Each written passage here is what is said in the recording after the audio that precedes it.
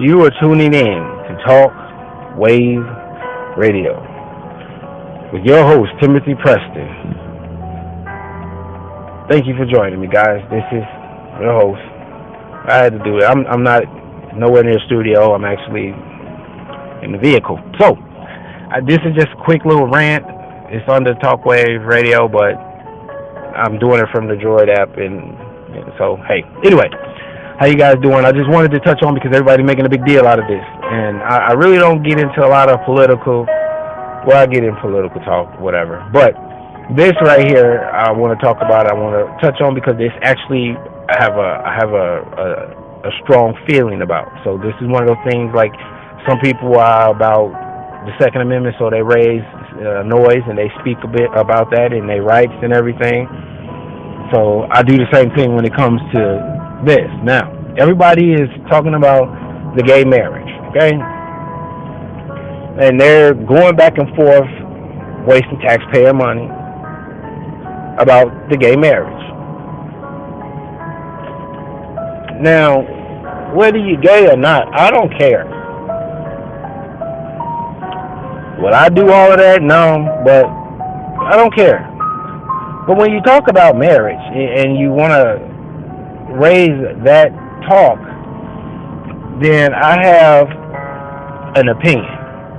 And I have the right to voice it. Everybody else is, and I don't even care for Fox News, CNN, and MSNBC and all them people. I don't too much care for them. And I listen to their nonsense. So, I mean, I get to voice my opinion. And this is going to be a short little rant type of thing. But it's not really a rant because I'm not upset. I'm just having my opinion. Now, let's talk about marriage. When you talk about marriage, you have to understand where it comes from. Who created that bond? Who made that action? Who made that commitment? Who made that into existence? God did. Okay, now marriage has become a political tool, which I don't really see the point, because when I was not married and filing my taxes, I pretty much got the exact same thing. So I don't really see how it's really much of a political thing. A bargaining chip it has become. But see, this did not come from government. You understand this separation of church and state? Government really shouldn't have anything to say when it comes to marriage, in all actuality, because that was ordained by God. Now let's talk about marriage. Now marriage, yes, between God didn't have Adam and Tom get married. It was Adam and Eve. They were married. They were bonded. It was a holy matrimony. Holy matrimony. Okay, they don't just throw that together because it sounds good. It actually is weird. Holy matrimony, but okay. Now, holy matrimony. Holy. God is involved in this, meaning this is what God approved. Okay, you're supposed to be a pastor, a man of God, or a woman of God who's been ordained and given the power of a leader in that religion. They basically, like the Pope, kind of speaks for God or speak the will of God or the work of God, but it's all written down for us.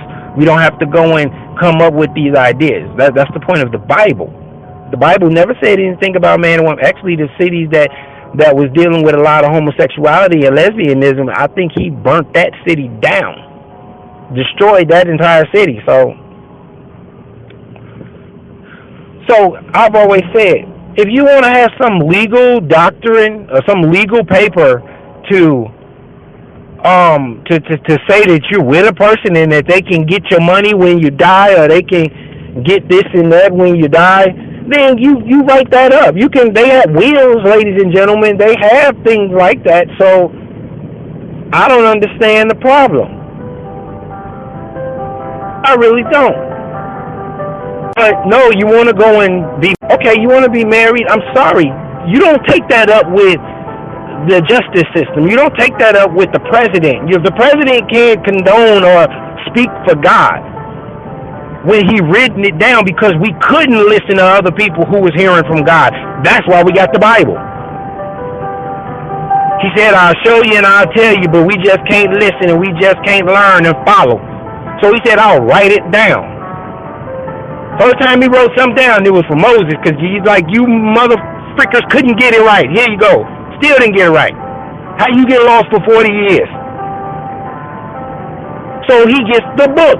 He gives it to us. It says nothing about gays getting married, because it's not a holy thing in his eyes. So therefore we cannot condone or push that agenda. Now, personally, I don't need a court to tell me I'm married. I could give a damn what any of them think. When I went and got married, I got married before God with my wife. I made a vow to God first, and I made a vow to my wife that I will, no matter what, I will not leave her till I die. I will do all that I possibly can for them, and I will do exactly what God tells me to do at best of my ability to do and provide for my family. That's what I did. And that I will keep him involved in this endeavor of life with my wife. It said nothing about, I didn't ever see nowhere in the Bible. I'm sure God knew what people would be complaining and talking about. So I'm sure if he was okay with gays and lesbians and stuff getting married and all, I'm sure he would have had at least 1 or 2 verses in there saying, hey, well, why everybody is getting married and having kids by more kids and more kids and more kids and more kids and all of this. Tom and Daryl can get married too. They won't have any kids. They won't live on. Their name won't go on. I mean, think about what you lose. Just if you think about that and why I'm not really with, I don't care what you do. Again, I point out. But why I would never be gay is because I want to live on after I'm dead. I want to put something to contribute something to this world that will live longer than my name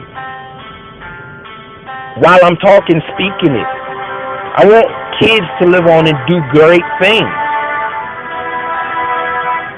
I mean, your name and your whole essence disappears, whether you're man or female. It's gone. It will never pass on. It stops. And look what you take away from your family. You destroy your father's family name. You cut it short when you do that. You're selfish. So that's my take. Do I think people should? No, you shouldn't. I think if you really want to argue it, because the Constitution got nothing to do with it. Constitution actually, in all actuality, if you bring up the Constitution dealing with this gay thing, in all actuality, you got to immediately in court throw it out because they was built on Christianity. The Constitution was written and followed Christianity. So in all actuality, this was a Christian nation, a Christian state in the very beginning. So therefore, we follow the Bible, and the Bible condones what you're doing. But yet, you're going to try to make us take the holy of all holy things that ties man and woman and God together, and now you want to desecrate it and make me accept it. Make me accept it. Make me have to, by law, you gotta like us and let us be married and acknowledge us as married, when God wouldn't even acknowledge you as married. So why in the hell would I acknowledge you as married? And because some Tom, Dick, and Harry decide to acknowledge you married. I don't give a damn what judge, what president, what king, queen, fucking dictator tell me that it's okay and I'm supposed to follow that. I'm going to laugh in the goddamn face and go on about my business. Now, God says wrong is wrong. Simple as that. Now, am I perfect? Hell no. I'm sitting here cussing on the show right now, ladies and gentlemen. But I'm not about to go and do some serious, just turning against.